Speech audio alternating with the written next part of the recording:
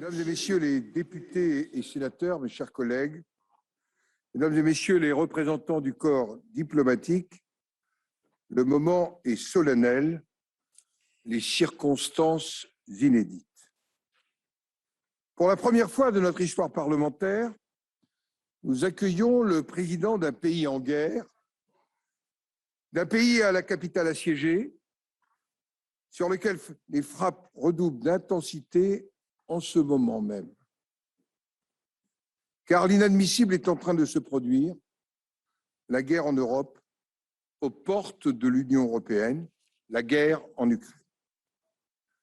Votre peuple, Monsieur le Président d'Ukraine, force l'admiration. Alors qu'il est la cible d'une agression que rien ne peut justifier, alors qu'il est la victime d'un appétit de conquête territoriale qui fait voler en éclats toutes les règles de la communauté internationale, alors qu'il est la proie de la folie meurtrière des autorités russes, le peuple ukrainien se bat. Les Ukrainiens, civils et militaires, résistent jusqu'à l'héroïsme pour défendre la souveraineté de leur pays et leur liberté aux yeux de l'Europe et du monde.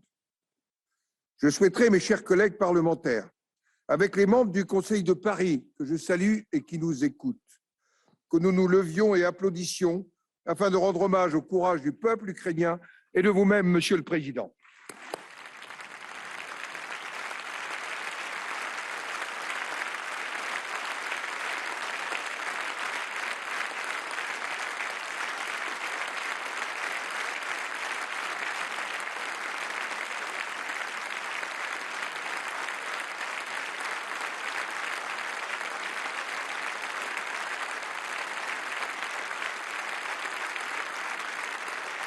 Chers collègues, mesdames et messieurs, le temps n'est pas seulement à l'émotion, il est avant tout à l'action. Vous nous direz dans un instant, Monsieur le Président d'Ukraine, ce que vous attendez de notre pays, la France.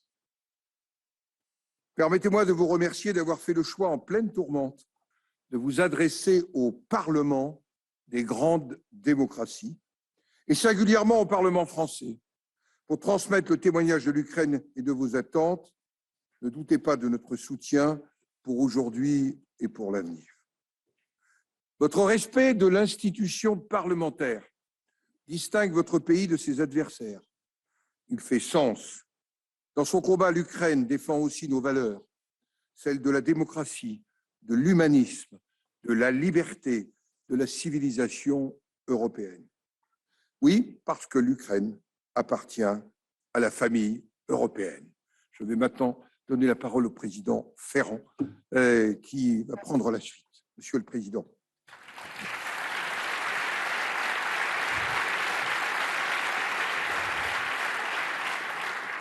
Monsieur le Président de l'Ukraine, Monsieur le Président du Sénat, Mesdames et Messieurs les députés et sénateurs, Mesdames et Messieurs les représentants du corps diplomatique, c'est un honneur pour nous de vous accueillir au sein de l'Assemblée nationale. Nous connaissons votre attachement à la France, où vous avez effectué votre premier déplacement officiel à l'étranger après votre élection comme président de l'Ukraine. Vous aviez ainsi engagé dès 2019 un dialogue fructueux avec la France.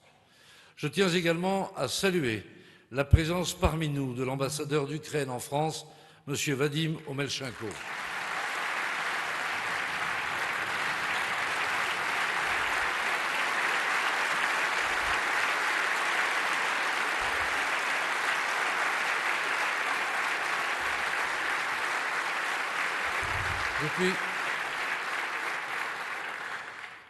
Depuis maintenant près d'un mois de guerre, les Ukrainiens se battent et résistent de façon héroïque à l'agression militaire russe. Soyez sûr, Monsieur le Président, de la solidarité et de l'entière mobilisation de la représentation nationale. Nous continuerons de veiller à ce que tout soit mis en œuvre pour vous porter assistance, qu'il s'agisse de l'adoption de mesures restrictives à l'encontre de l'agresseur ou de la fourniture d'un soutien humanitaire aux Ukrainiens comme aux réfugiés. Nous avons tous vu ces images choquantes, bouleversantes, de villes ukrainiennes bombardées et assiégées.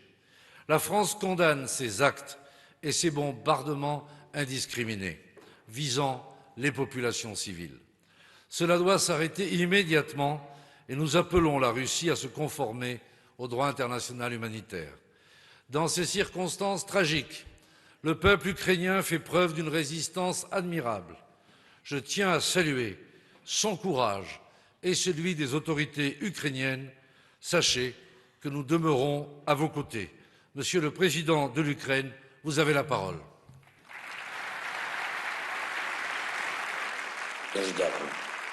Merci. Merci, c'est un grand honneur pour moi, pour l'Ukraine et pour notre peuple. Mesdames et messieurs les sénateurs, mesdames et messieurs les parlementaires, les élus de Paris, le peuple français, je suis reconnaissant d'avoir l'honneur de m'adresser à vous aujourd'hui. Je suis sûre que vous savez très bien ce qui se passe en Ukraine. Vous savez pourquoi cela se produit et vous savez qui est coupable. Et même ceux qui cachent la tête dans le sable et essaient de trouver de l'argent en Russie. Et je m'adresse à vous, aux gens honnêtes, et rationnels et audacieux. Et je voudrais poser une question. Comment arrêter cette guerre? Comment instaurer la paix en Ukraine? Parce que la plupart des questions et des réponses sont dans vos mains, dans nos mains. Le 9 mars, les bombes aériennes russes ont été lancées sur l'hôpital pour les enfants et une maternité dans notre ville de Mariupol. C'était une ville paisible dans le sud de l'Ukraine, complètement paisible jusqu'à ce que les troupes russes sont venues et l'ont pris dans un siège brutal comme au Moyen Âge. Ils ont commencé à tuer les gens dans cette maternité sur laquelle les Russes ont lancé les bombes. Il y avait des gens, il y avait des femmes qui se préparaient à accoucher et la plupart d'entre eux ont survécu, mais certaines ont été gravement blessées et une femme a dû amputer son pied qui était fracturé. Et une autre femme avait un bassin fracturé et son bébé est mort avant la naissance. La femme, on essayait de sauver la femme. Elle demandait les médecins de laisser mourir, de ne pas l'aider. Elle ne voyait pas de raison pour vivre. Elle est morte. En Ukraine, en Europe, en 2022, quand des centaines de millions de personnes ne peuvent pas penser que le monde pouvait être détruit, et je vous demande d'observer une minute de silence à l'honneur, à la mémoire des milliers d'Ukrainiens et d'Ukrainiennes qui ont été tués à la suite de l'invasion russe du territoire ukrainien.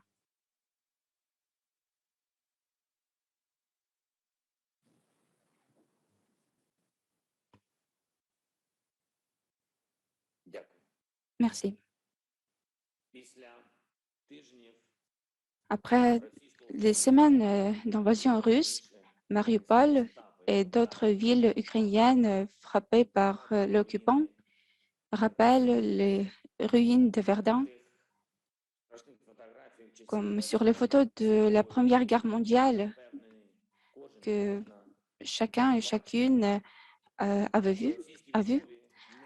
L'armée russe ne distingue pas les objets qu'ils ciblent, ils détruisent tout, les quartiers résidentiels, les hôpitaux, les écoles, les universités, tout. Ils brûlent les entrepôts de nourriture et de médicaments. Ils brûlent tout. Ils ne prennent pas en compte les concepts de crimes de guerre ou les obligations sous les conventions. Ils ont apporté la terreur sur le sol ukrainien et chacun de vous en est conscient.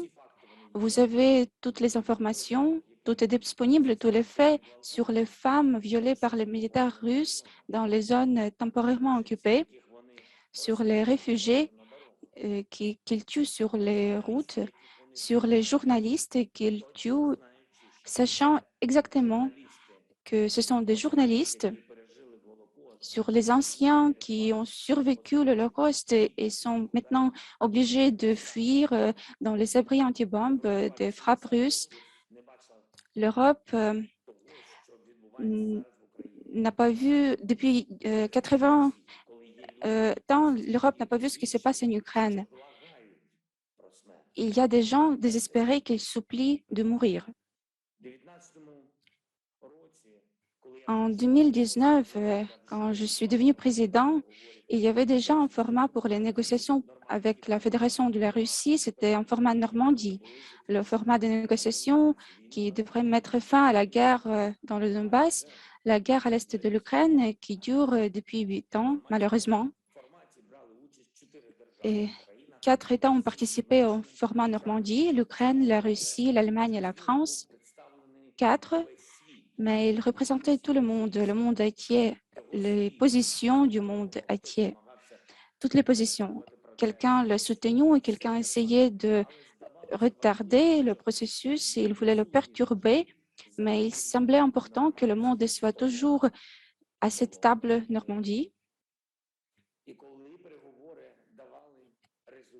Et quand il y avait des résultats des négociations, quand nous avons réussi à libérer les gens de la captivité, quand nous avons pu négocier certaines décisions en 2019, c'était une bouffée d'air frais, comme une lueur d'espoir, l'espoir que les conversations avec la Russie peuvent aider, que les dirigeants de la Russie peuvent être persuadés par les paroles que Moscou peut choisir la paix. Mais le 24 février est venu, le jour qui a barré tous les efforts.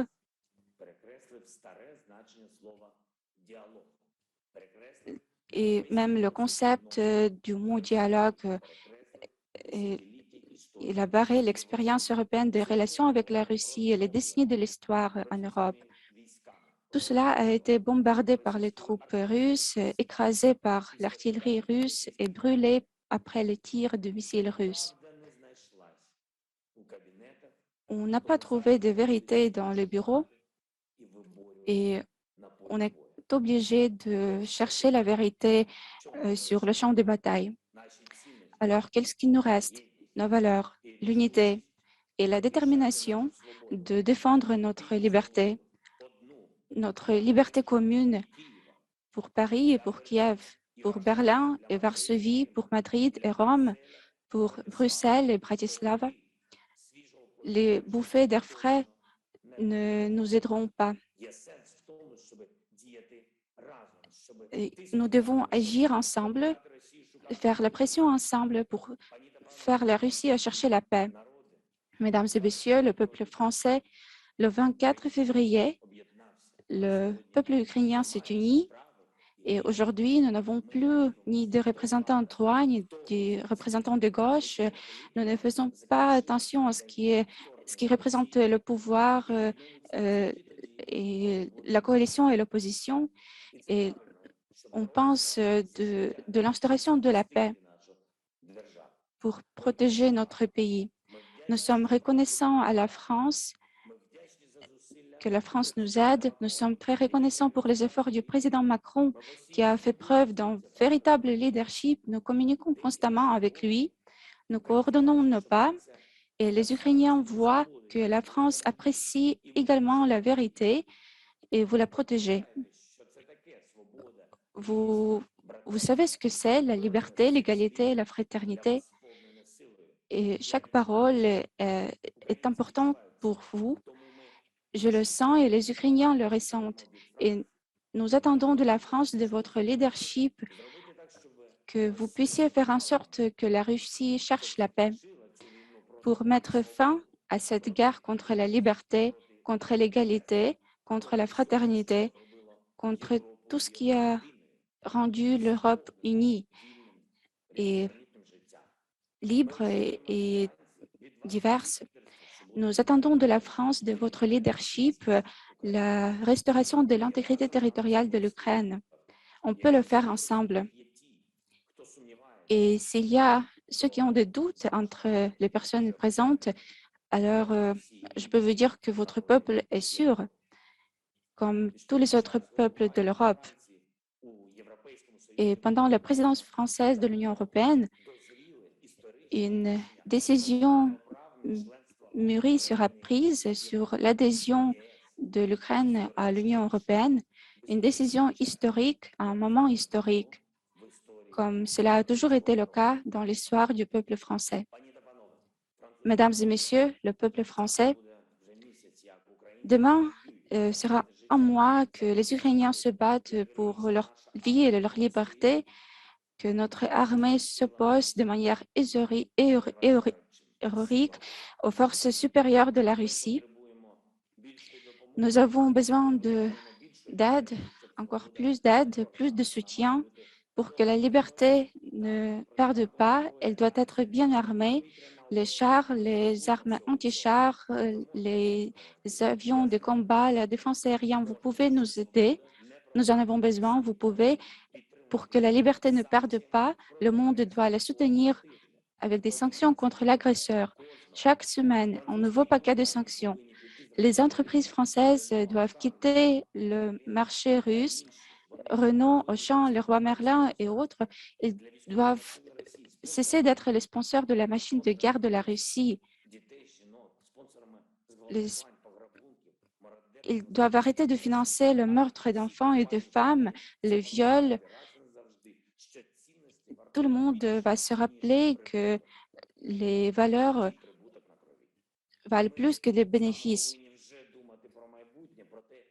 Et nous devons déjà penser de l'avenir, de la façon dont nous allons vivre après la guerre. Il faut des garanties sûres que la sécurité sera inébranlable et que les guerres ne seront plus possibles dans ce monde. Nous créons ce système de garantie, un nouveau système de sécurité où la France aura un rôle de premier plan pour que personne ne devrait jamais implorer la mort, pour que les gens vivent leur vie et pour qu'on dise adieu, pas sous les bombes, pas en état de guerre, mais quand l'heure vient, avec la dignité, parce que nous devons vivre pour être respectés, pour qu'on te dise au revoir, comme la France a dit au revoir à Belmondo. Merci la France et gloire à l'Ukraine.